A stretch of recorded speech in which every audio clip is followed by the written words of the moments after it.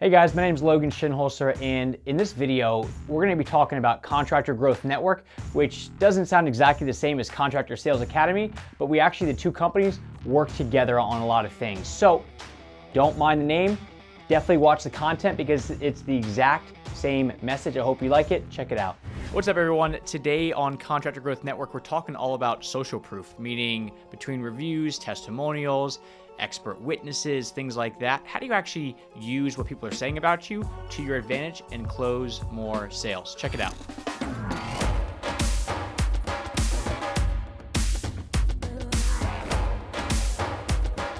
Hey everyone, welcome back to Contractor Growth Network.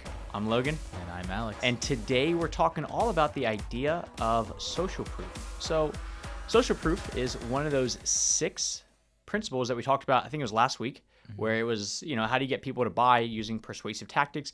And one of those persuasive tactics was social proof. So Alex, what does social proof mean to you? Social proof, meaning you have the proofs in the pudding. You see other customers, celebrities wearing a product or using a service, and it kind of convinces you that, you know what, that's the right product or service for me.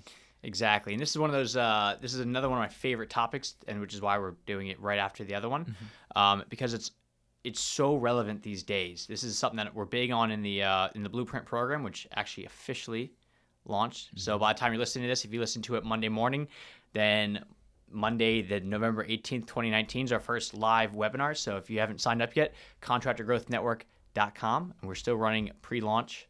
Nice, dude. Link below. Link below. Pre-launch pricing. So up to you to not miss the boat. So with social proof, the reason that we're talking about this is because there's an idea that is there's strength in numbers. And what that means is when birds fly, and there's a whole flock of birds, they all try to go to the center because they figure if they're in the center of everything, they're not first, but they're not last, they're going to be safe. Same reason why fish swim in schools. There's strength in numbers because if there's 5,000 fish, a shark can't kill them all.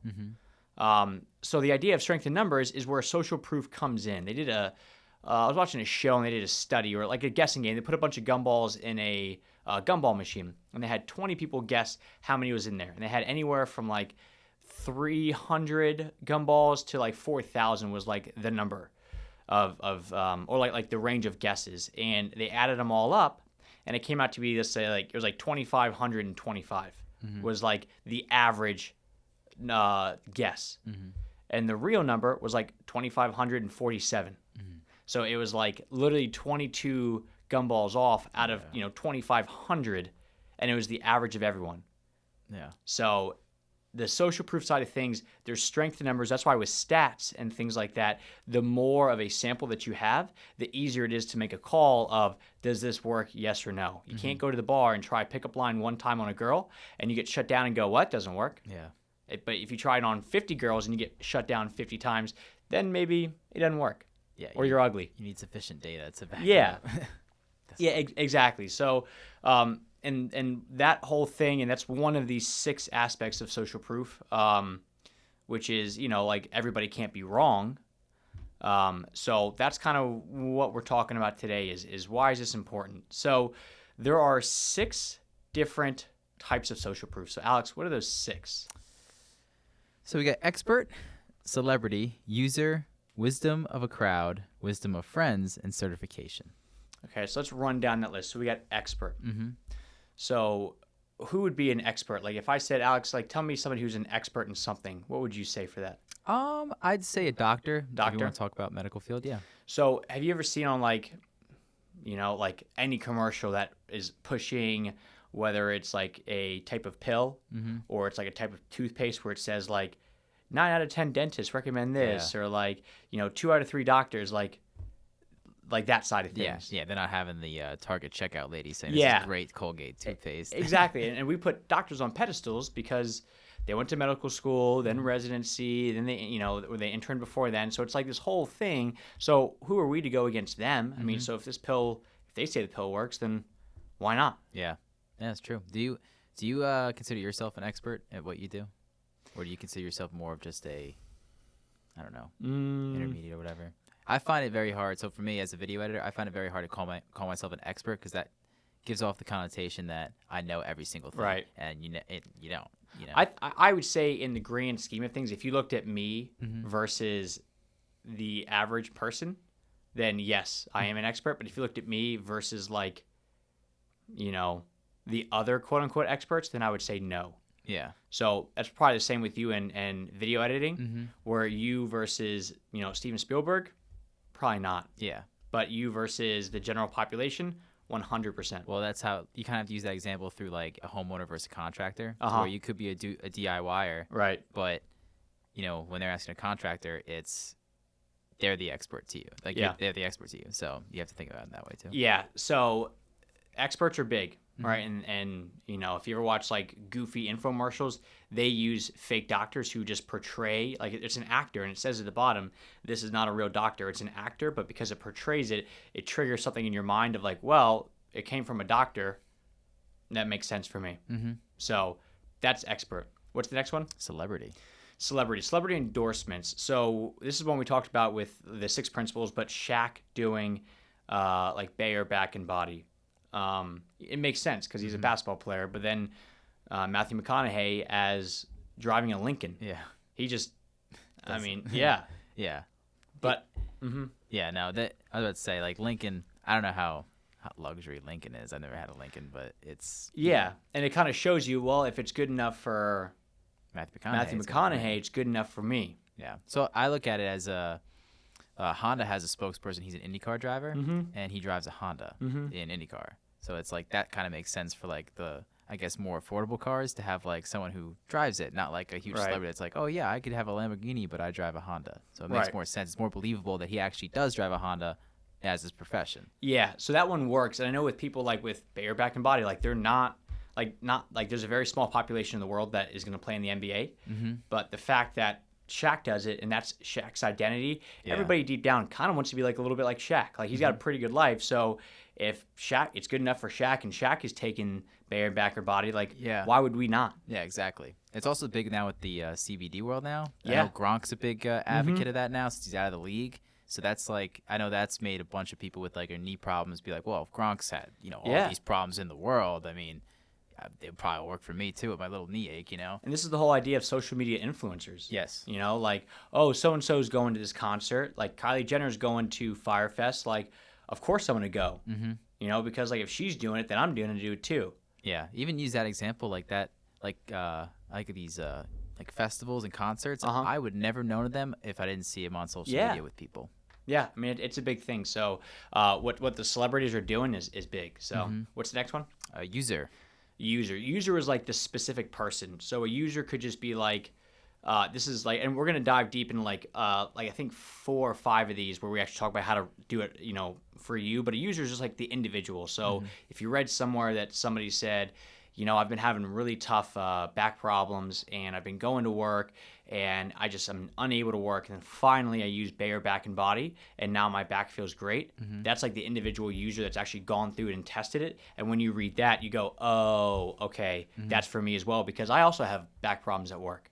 So that's just like the individual person that has gone through the experience, which is a lot of times in the form of testimonials or reviews. Yeah, it's like that. This is not an actor or whatever, a commercial type thing. Yeah, like legit. Infomercials do that where they like let somebody test it out on the spot. Yeah. And the person goes like with those cheesy sunglasses where it's like HD vision, and they put it on and they go, wow, like everything is so vibrant. Like that would be the individual user giving their testimony on it. Okay. Yeah, I get that. Yeah. So it's almost like. So a Google review would say writing an testimony. Yes, an individual one. When you're looking at like an individual like one piece of somebody that's gone through it, that is a user. Yeah, that's like I went on a job when I first got to college, and the guy, all I could talk about was user-generated content. Yeah. Same type of principle. Yeah, it's somebody who's gone through it. It's the people that do like before you buy like a camera, like before we bought the camera that we're using, I'm going on there and like seeing somebody who I have no idea who it is. It's not Steven Spielberg with cameras, but it's just some random person that is just giving a good review about everything, and I'm like, okay. No like real affiliation to the company at all. Yeah, I have no idea who he is. He means nothing to me. But because somebody just, I sat there and watched the review, like, okay, that works for me. Yeah. Makes sense. Cool. So you got wisdom of a crowd. Wisdom of a crowd is the same thing as strength in numbers. Okay, so if companies, and that's the big thing is companies do this. We're like, we've been around for 50 years. It's like, okay, great. But if they say we've been around for 50 years and the 10,000 customers that we've served in those 50 years can't be wrong, right? And it's like, oh, well, that makes sense then. Yeah. So it's the way that you use this, pretty much saying like, nobody wants to be first, nobody wants to be last, but if you're somewhere in the middle and everybody else has already done it, like people, like humans have a natural desire just to fit in. Mm-hmm. So if, it's like if everybody's going one way, you're going to go the same way. Like you don't. With the grain. Yeah, you're going with the grain. Like nobody wants to be salmon. Like you go to a new country and if nobody said, hey, look, you drive on the left side of the road here and you just saw everybody driving on the left side, you're going to automatically do that because you don't want to go against it. Mm-hmm. And nobody specifically told you, hey, you have to drive on the left side, but because everybody's already doing it, it's the same idea of like peer pressure. That's really what it comes down to is it's like, when you're in high school and somebody's asking you to go drink and you're like, well, and they're like, look, everybody's going to be there. You don't want to be the only one going against the grain. No. So then next one's wisdom of friends. But so what's the difference between wisdom of friends and wisdom of crowd? Wisdom of a crowd is just like the mob mentality. Mm-hmm. Like when riots happen, everybody's jumping in. Let's go do it. Wisdom of friends is more of a referral. Okay. So it could be your friend has gone through it. Your friend has experienced it. So user is like an individual person, whoever that is. Crowd is a bunch of people. So now it's a numbers game. And then friend is a referral or somebody going, Alex, do you like, your truck, like I know you're trying to get a new one, like you should go check out Chevy. Mm-hmm. That's wisdom of a friend. Okay. So maybe more personal, more emotional. Personable. So that's where, yes. So that's a big one because referrals are how most people generate all their work. Well, you basically only need one friend to basically get you that wisdom, but a crowd, obviously a bunch because you don't know them. Correct. Okay. And the user would have to be a very, like, it has to hit home. Mm-hmm. So for a user, if somebody's like, yeah, this contractor growth network company is good. You're like, okay, great. Sweet. But you don't know them, and it's only one person. But if they said this contractor growth network is great because, I didn't know what I was doing in my company, then I finally signed up for that blueprint program, and as I went through it, it was actually more straightforward than I thought. And now that all my systems are set up, my brain is being seen everywhere. Mm-hmm. And if somebody who's going through those exact problems where nobody knows who they are in their town hears that, they're going to go, okay, that's me. Yeah. So it's like levels of like specificity. So if a friend goes, hey, look, you should go check out the CGN thing, then people are going to go, okay, cool, I'm in. If a whole crowd does it, then they all can't be wrong, but the individual user is going to have like something very specific. What am I missing out on, basically? What am I missing out? Yeah, because if they just said, oh, they're good, you're like, well, that doesn't do anything for me. Yeah. Yeah. Okay, I get that. So the last one is certification. Certification is more just like almost back to that expert side of things. It's not hiring an expert, but it's saying we are the expert. Mm-hmm. Meaning, at CGN we got awarded, 2019 Marketing Company of the Year or whatever, and it's like JD Power Associates. Yeah, I guess that's actually more of award. But like awards and certifications are the same thing, where it just shows that like this company who gives out award with the JD Power and Associates. Even though it seems like it seems like like Dodge, Ford, Chevy, they all win it every year, but that just adds a bit of credibility. And then the certifications, it's kind of back to that expert side of things again, where it's like, well, this guy's, it's like, well, this guy, he went to law school, and it's like, okay, he has his degree. Yeah, he has a degree. Well, is he practiced? No, he's not a lawyer, but he has his degree, and you're like, okay, that's good enough for me. Yeah. So it's just putting somebody on a pedestal again. So this is like you'll see these badges probably at like the bottom of the website. Yep, or whatever. 100%. Like, hey, we're part of NARI, like the National Association of like remodeling. I don't know what the I stands for, but it's like the same deal. Mm-hmm. We're part of this program, or we're a certified aquascape contractor. It's like a lot of times these badges, people don't know what they mean. But the fact that you have them. But the fact that you have them, and there's a right way and a wrong way to leverage it. Mm-hmm. So we'll talk about that in our, when we dive deep, but yes, so those are the 6. So it's, if I can go without looking off your cheat sheet, number 1 is going to be expert, then celebrity, then what's the third one? User, then crowd, then friend, then certification. Yeah. Nice. Turn of the century. Yeah. What's the first thing we're talking about? So add testimonials to your website. Okay, so adding testimonials to your website, let's talk about that, because this is back to user, reading an individual person's something. So we had a client of ours, built them a website, and he was trying to sell them on the idea of getting their cabinets refinished. Well, on the kitchen cabinet painting page, refinishing and painting page, the page walked the client or the prospect through the process, how it all worked, and then at the bottom we always put in testimonials just to back it up. And that prospect ended up moving forward with the project, and they said the page was helpful, and the testimonial below it, what was it like built rapport with us, or empathize with us, or I could empathize with them. And it was because the fact that they talked about like, hey, I was really nervous with my cabinets because I heard horror stories, I've been to other people's places, but so and so took care of me. And this prospect was going through the exact same dilemma of, do I do this myself or do I hire this thing out? And they ended up reading this and seeing this and hired it out. And it was because that review specifically spoke to them. Yeah, so they basically went through the whole process and said, I had these same worries, essentially indirectly speaking to the next customer down the road that sees this, and that answers all their questions that this is the company for you. Exactly. And the way to do this properly is going to be when you are doing on your website or a landing page. If you have a page that's all about kitchen cabinet painting, but then the testimonial at the bottom is all about like painting the shutters of a home, then there's a disconnect. Because I'm just like, hey, Alex, like, where should I go to get a chicken sandwich? And you're like, dude, like, Cracker Barrel has really good pretzels. And it's like, well, that's great, man, but like, I'm not looking. Yeah, exactly. I'm not looking for that. So to do something that's like that is continuous with that same idea is going to really help you out. And you can also do this with, like in Facebook ads and stuff. If you're running an ad that is like trying to promote kitchen cabinet painting, then you can literally put like as a caption, if you wanted, like the quote as a testimonial that backs up whatever you're trying to sell, that may or may not be your unique selling proposition, but make sure that if you're using these user social proof, which is the form of reviews and testimonials, they have to be specific to whatever you are trying to sell, or pull up the heartstrings of somebody that they're going to go, oh, that makes sense. Real quick, do you think it's more beneficial to have just the actual written quote, or have somebody read them like almost like a video? So the way to do it is video is always going to be best, because that's going to be the least able to be faked. Then the next thing down would be an actual quote with the person's picture. And then the last bit would just be the quote. Okay. So person's picture, because you can build rapport and trust by seeing somebody's face.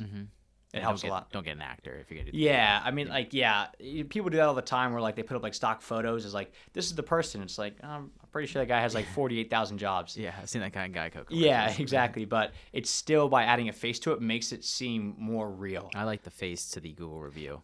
And it helps, because if you put a face in there, especially, you can play off demographics. So, like, for example, people trust other people that look like them and are in their same situation. So whether you like it or not, age, race, sex, all that stuff plays into advertising. So if I see somebody who's also a 28-year-old white guy that has a testimonial, I'm going to go, okay, that makes sense. Like, that's me. I'm a 28-year-old white guy. Like, that's me. But if it's somebody who's like, like an old black woman, it's different, because, we come from different backgrounds. So how could I possibly be going through what she's going through? This testimonial means nothing to me. Yeah. So you're going to have to play that game of, yes, there is a bit of ageism, sexism, racism in it, but it's just like, that's human nature. It's human nature. Yeah. Psychology. Like, people hang out with other people that look, talk, and act just like them. So if all your testimonials are from the demographic that you don't want, it's going to be tough. Yeah. So basically, find the demographic you want and try to get those. I mean, it's the same thing with, like, locations. Like, people, I'm like, let's say, for example, we wanted to hit, like, a certain neighborhood, but all of our customers are, like, 3 neighborhoods over. Like, it's tough to be like, yeah, we really want to work in this neighborhood, but all the testimonials are from 3 neighborhoods over. And they're like, well, that's great, but find me somebody in my neighborhood that you've used. Yeah. So that's where the neighborhood, like, the neighborly effect comes in with, like, yard signs and stuff, where it's like, if it's good for my neighbor, then it's good for me. So same idea. Makes sense. Yeah. The next one is use stats from clients on website or social media, which the wisdom of crowd. Wisdom of a crowd. Crowds can't be wrong. So if you've got all these different reviews, like, instead of just putting, like, all the reviews, you could literally just put, like, 4.9 star average out, from 109 reviews. This is like the 99% customer satisfaction. Is that Yeah, kind of yeah, it? 100%. Like retention rate of 97%. Like if you have those stats, then like on average we generate 104 more leads year over year based on 3,000 clients that we've worked with or whatever it is. So if you have stats that will show, another good way to do it is show some social proof, meaning if like 75 bathrooms remodeled since 2009. And it's like, okay, so this is not their first rodeo. Yeah. They have done this many, bathrooms before, and it shows that you're the expert because you've been there and done that. So if you can spin that, that helps people. Now, granted, guys, with all this stuff, what this does is this sells you as a person more. This doesn't sell your product more with the stats, because if somebody's like on the fence of like, well, I don't know if I want to get a bathroom remodeled or not. If you say, well, I've done 75 of them, they're not going to go, Oh, sold. Now. oh yeah, I'm in. They're going to go, it's well, that's great, but I still need to figure out for myself if I actually want to move forward with this. Yeah. This helps with people that are like, well, I know I need to get a bathroom remodeled. Who do I go with? And they're going to go, well, that guy's never done it, versus, oh, that person's done over 75. Who are you going to go with? Yeah. So you still got to sell the product first, which is a whole other conversation. But if you have stats showing, we've done this many, or, this is our average star review or things like that,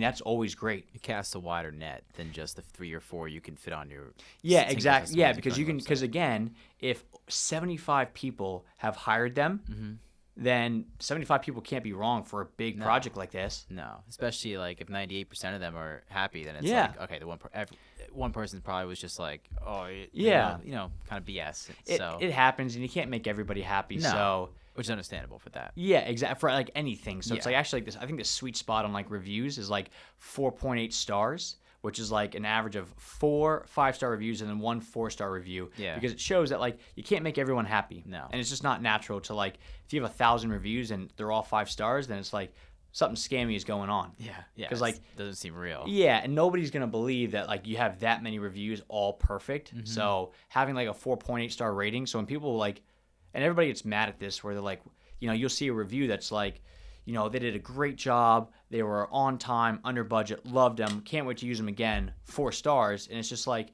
are you serious? Yeah. What? Why'd you give 'em 4 Why would stars? you give them 4 stars? But then what happens is people who are actually trying to hire that company, they see all these 5 stars and they look and they see, oh, there's 1 4-star. Let me see the 4-star one. And the 4-star literally just like they stop and read it and talks about how great you are. That's actually an advantage. Yeah. So having somebody who doesn't give you 5 stars and gives you a 2, 3, or a 4 because it's somewhere in the middle, which is way less common than 1s and 5s, people are going to stop and read that stuff. And if you have very favorable 4-star reviews, then that's a win. Yeah. It's a win. So I get that. yeah. Get reviews from past customers.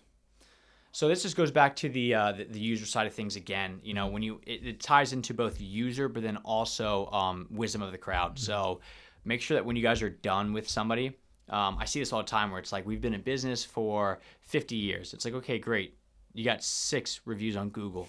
How? Yeah. How do you have 6 reviews on Google? That doesn't make any sense to me. So make sure that you guys are asking this stuff. It always seems awkward at first, but if you truly understand like the benefit of asking for reviews, you would do it all day long. You'd be surprised at like nowadays how a lot more of maybe like your older clientele that you've done past work for, how much more tech savvy they are about Google reviews, about Facebook reviews. Like I know with my dad, we get those a lot too. Like, oh, you guys on Facebook? We're like, yeah, but we barely post. Like, we're an oil company. But they like, oh, you guys on, like, that's how they want to communicate now. Right. So it's leaning towards that way. Yeah, and people will do it, and the problem again, because it's like, I think us business owners are like, oh, well, they just spend a bunch of money, and I don't want to inconvenience them. And it's like, yeah, but it's it's like, for example, like if you don't want to do something, let's say you don't want to like call, like let's say you're like there's a prospect that like in a sales call you're like nervous to call them, and they're like, and you're like, well, and you're talking yourself out of it. But let's say right now your back's against the wall, and it's either call this person or declare bankruptcy. You're gonna call them. So with reviews, if you truly understood how much reviews play into the future of Google, you would be asking every single person and then bugging people to, if they didn't review after they said that they would, to call them back and go, hey, could I resend you my link? Because for some reason you lied to me and said you're going to give me a review. Which don't say that, but I mean, it's so imperative that you get these reviews from people. And then that's just in Google, but also like video reviews. I mean, we just talked about video testimonials. I mean, you want to talk about getting like kind of techie with this stuff. Imagine if let's say like your number one objection from people not moving forward is you're too pricey. All right. Let's just say somebody comes to your website and they're afraid that you're going to be too expensive because of how nice your website's set up, so they just leave. But then they see a Facebook ad that is a video from one of your clients that's just talking about, hey, look, I was really nervous to hire Logan's Remodeling because they were so much more expensive than everybody else. But boy, am I glad, and let me tell you why. So what you're doing is you're actually able to leverage your past customers, experiences to overcome objections. And you can only do that by, one, getting on camera, and two, first off, asking them. Yeah. You have to ask them for them to actually say yes. And most people will. Most people will do it. Yeah. I mean, I don't know how relevant this would be more because of these higher end jobs with contracting, but like it almost can replace a tip. Instead of them, people try to always give you like a tip. Yeah. Say, oh, no, we don't accept tips, but, just give us like a good review, or, review us on Google if you want to be like, give us a tip, basically. Yeah, I mean, it's because, shoot, you go to a coffee shop or a bar and they like, can I get a beer? Sure. And they literally walk over, grab a beer, pop open the cap, and you hand it to you, and you tip them $2. Yeah, you still tip them. Yeah. Yeah. So I go to like either Chipotle or Moe's, and their promotion they got going on now is like, you get a free burrito your next time up if you just go on like Google and review the staff, like review the service. And if you notice, do they say review, or do they say give us a good review? Give us a good review. Oh, do they actually say that? Yeah. Interesting. See, because I personally hate that. See, I think it's more of just how they're. I don't think they mean good review. I think it's just how she says it. But now that you bring it up, it's like that maybe they are now thinking that it's a good review. Because I know. Okay, so for Yelp, you cannot ask for reviews. You can't even ask for them at all. Really? Yes. For Google and Facebook, you can, but you cannot incentivize for good reviews. Okay. So that's like, if there's like a Yelp reviewer and they have like a good couple reviews on Yelp, restaurants will reach out and want them to come try their stuff. That's because they can't. That's their way of soliciting you to give us a good review. Correct. So but they cannot.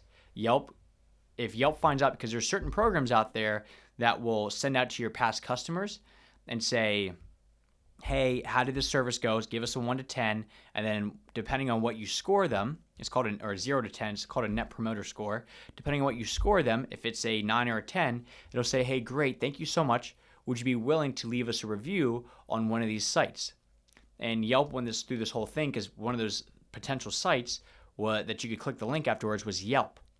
But then Yelp found out and blacklisted a lot of those companies. Oh, so, wow. Yeah. So you no longer can do it on Yelp. You can still do it on Facebook and Google and stuff, but you cannot do it on Yelp because you can't even ask. But for Google and Facebook, you can incentivize to leave a review, but you cannot incentivize to leave a good review. I'm pretty sure. So you can't. So they can leave your review, but if 1 star, you still have that. Yeah, and now that I say, I'm not even sure if you can incentivize to leave a review, but you can for sure ask. Yeah.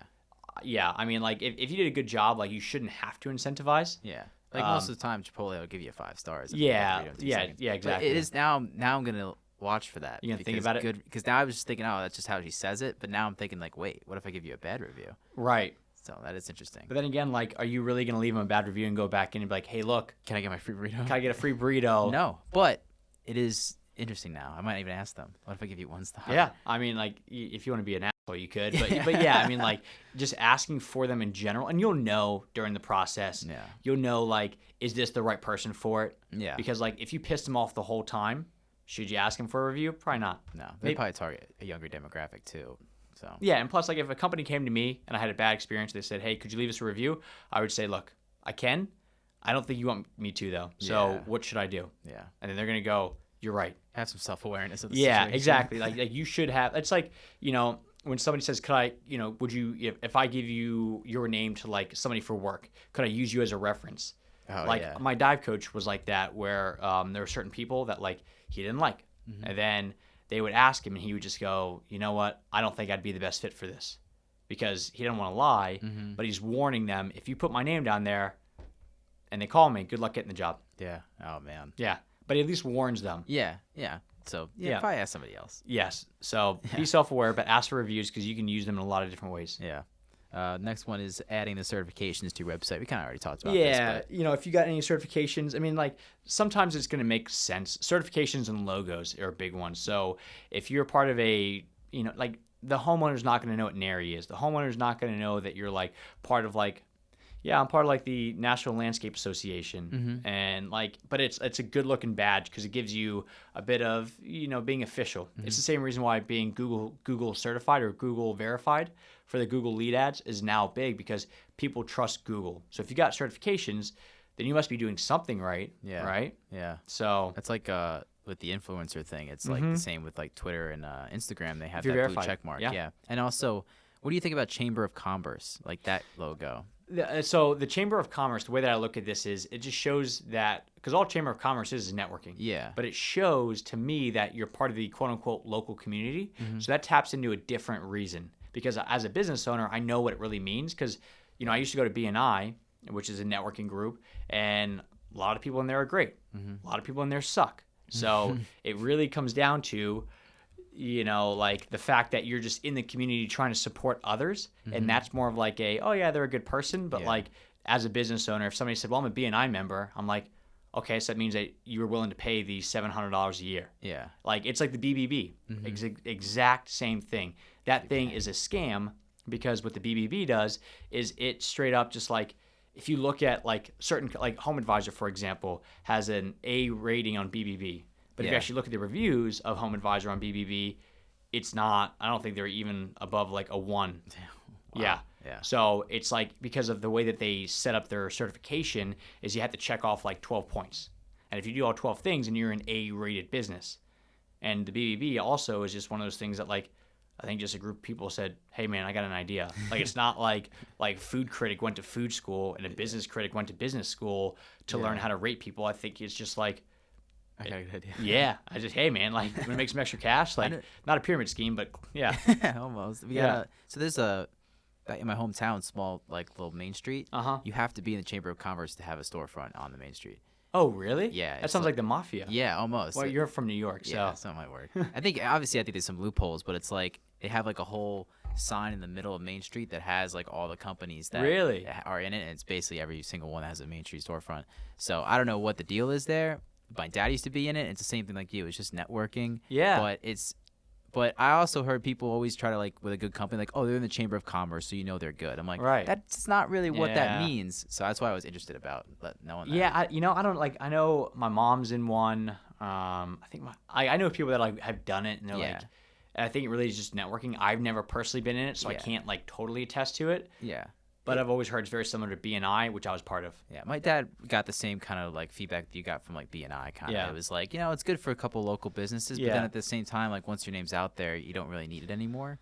And it's like, it's more like business to business type stuff. Well, so it was good because it taps into wisdom of a friend. Okay. So by getting your stuff out there, the problem with us, the reason that I left was that we're not a local business. Yeah. So like, for Full Sail and CGN, the idea is I could either take over like, of all the contractors out there, only 1% want to get their shit together. Yeah. Right. So I can either try to shoot for the masses, which is 1% of the U.S., or I could do 1% of Charlotte. Mm-hmm. And one of them is a hell of a lot larger of a pool. Yeah. So that's why I left, because I was like, well, I'm not a local business. But it does, as far as the referrals go, because it adds, again, that accountability into it. Plus, it adds the wisdom of a friend side of it into it as well. So that is big for BNI. So whenever people or contractors come to me and they're like, well, I don't have any money, what would you do? I'm like, are you in BNI? And they're like, well, I've been thinking about that. I'm like, it's going to cost like $700. It's going to take up a couple hours each week, but it's going to get your name out there.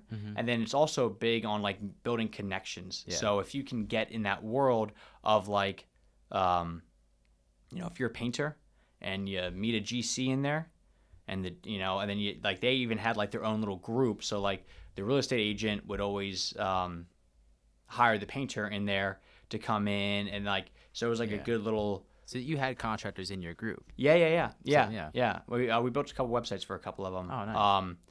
Yeah. So it was good, but then it's just like, okay, great, but I could also then just like venture out into the rest of the world, and then, there you go. So that's why. But yeah, like BNI, like that stuff's good for like referral or wisdom of a friend, because it also adds the accountability. So like if I go, Alex, I need a new dentist, and you go, well, go see Melissa the dentist, and then I'm like, okay, cool. The next time you see me, and you're like, hey man, did you go see Melissa the dentist? And if I'm like, no, I didn't, like I just let you down. Yeah, you're like, oh, thanks, man. Yeah, told us you were coming exactly. In. So like, super excited for you. Yeah. So that's why that stuff works. And I was talking to a client yesterday, and he's like, dude, he's like, all my big projects are coming from referrals. Oh. I'm like, okay, let me ask you, is it a referral? Well, somebody just calls up their friend and says, hey, I'm looking for a landscaper, or is it because it's somebody that was in that person's home in the backyard and then said, wow, who did your landscaping? And he's like, it's the latter. Like somebody has to be in the space. And it's like, great, because the value is created after the experience.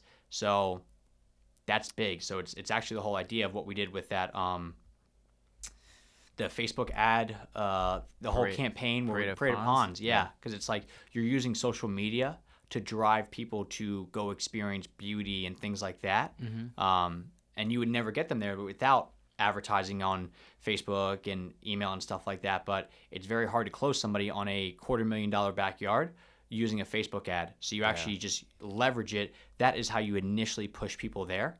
So it's like you using social media to get people to the 2-yard line, and the 2-yard line is them actually showing up. And then when they're there, it's easy to get them in the end zone. Yeah. That's a sports reference. There you go. Yeah. Sports. Yeah. We're an athletic podcast. And the last one was join networking group. So we just nailed that one. Yeah. We just flowed right into it. So, yeah, I mean, like the social proof side of things is big, guys. A lot of times it's less about, it's more, like in every sale, there's 2 sales. One is the sale of the product or the service. Then it's the sale of the person. So, if you want to go get ice cream, then you're like, well, do I go to Jenny's? Do I go to 2 Scoops? Do I go to Baskin Robbins?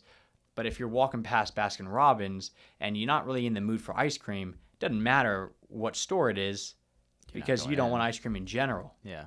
So that's where the promotion stuff comes in, which is like, hey, look, I know you're not in the mood for ice cream, but today's buy one, get one free, and nobody wants to miss out on a deal. Yeah. But they'll get you in the mood for ice cream. Yeah, exactly. So I know for me, like if somebody calls me up and they're like, well, Logan, I'd like to do this digital marketing stuff. I'm like, what do you mean by that? They're like, well, people have been telling me to do it. I don't really think I need to do it, but I just figured, I'd give you a call and ask. And I know, like, there's no way, like, I'm not going to close that person because we're we cost more than everybody else. And if they're not even sold on the idea, I mean, that's 2 sales in one. And I used to do that back in Indeed, where if I called somebody who was already on Indeed with their company, it was a little bit easier of a sale because they already see the value of Indeed. Now I would just have to sell them on getting their job listing to the top for some money.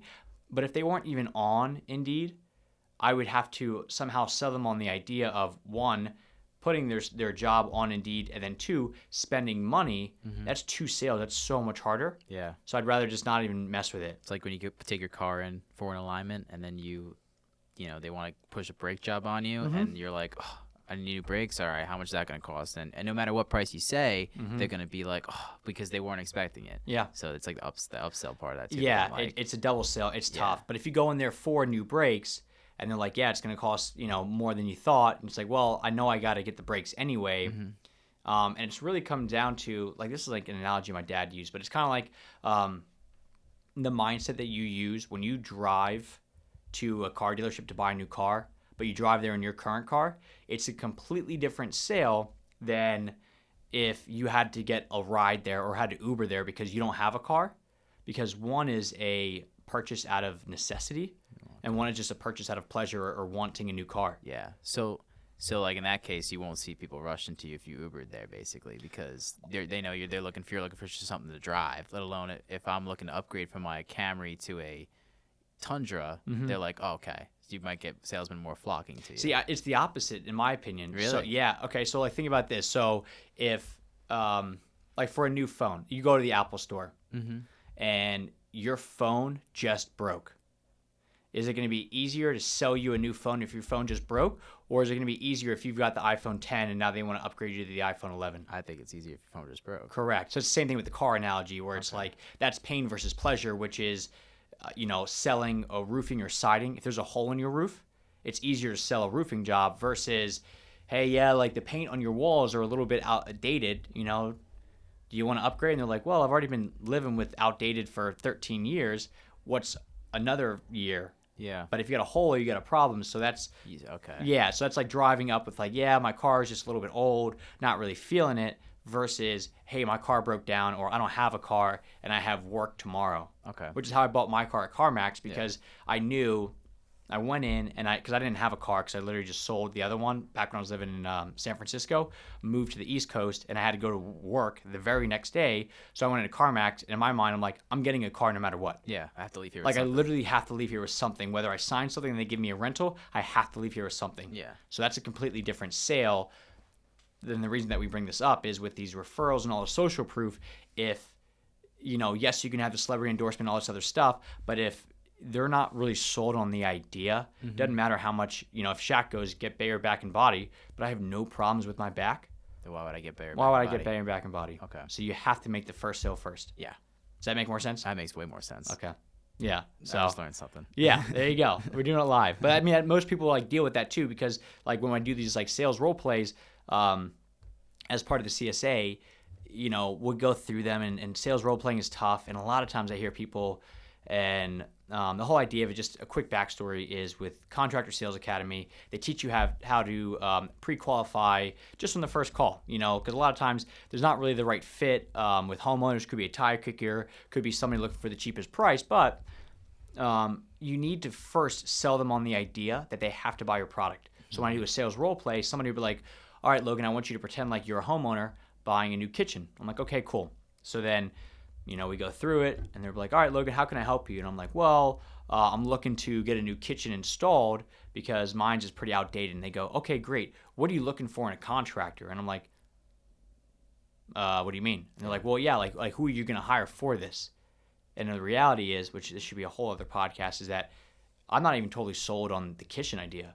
I just said it's outdated. I didn't say my kitchen blew up. Yeah, I'm just saying it's outdated. So you have to first sell me on the kitchen.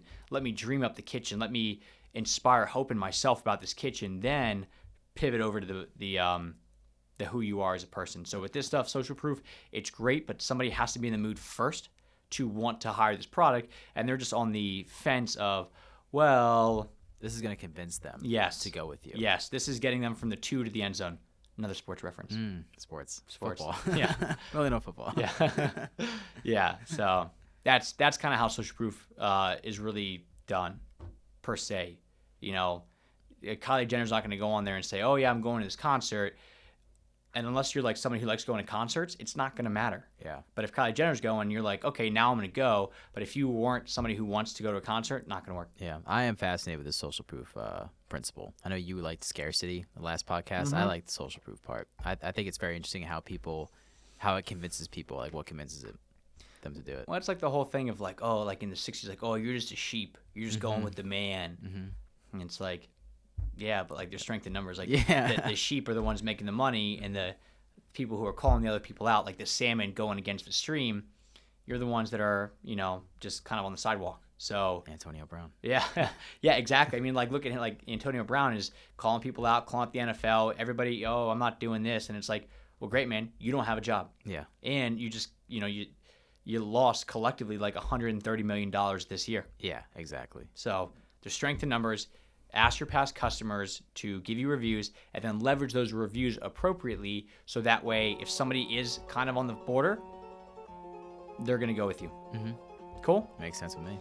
All right, guys. Do us a favor. Go to contractorgrowthnetwork.com right now. If you want to learn, if you really want to put this stuff into place for yourself, this is one of the sections that we talk about. We talk all about websites, and then reviews as well, and actually show you step by step to make sure that you're doing it.